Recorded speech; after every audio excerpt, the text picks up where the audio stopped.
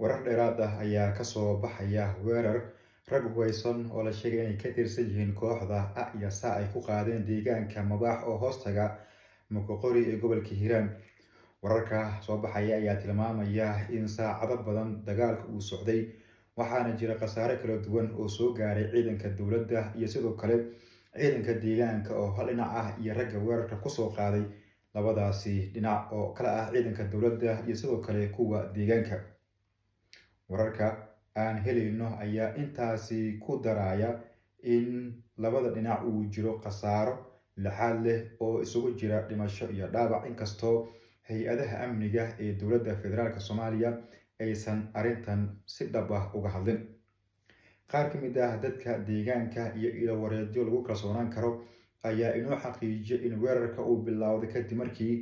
dhowr jiho laga soo weeraray ciidamada dowladda iyo kuwa deegaanka, xilli ay qaarkood ku mashquulsanaayeen arrimo kale oo aan rabin inaan halkan kasii gudbiyo. Ragga weerarka soo qaaday oo adeegsanaya hub culus iyo kuwo fudud ayaa la sheegay in dhowr saacadood ay la dagaalamayeen ciidanka dowladda, waxaana goobta ay uga tageen dhimasho iyo dhaawac oo ka mid ah kuwii weerarka soo qaaday. Waayihii dambe, ciidamada dowladda iyo kuwa deegaanka ayaa weerar xooggan kala kulmayay kooxda khawaarijta ah, taas oo sabab looga dhigay in duulaankii la rabay inay qaadaan ciidanka dowladda ay hakiyeen, taas oo keenaysa in barahooda koontarool ay kooxdaasi weerar kusoo qaado. Ilaa iyo hadda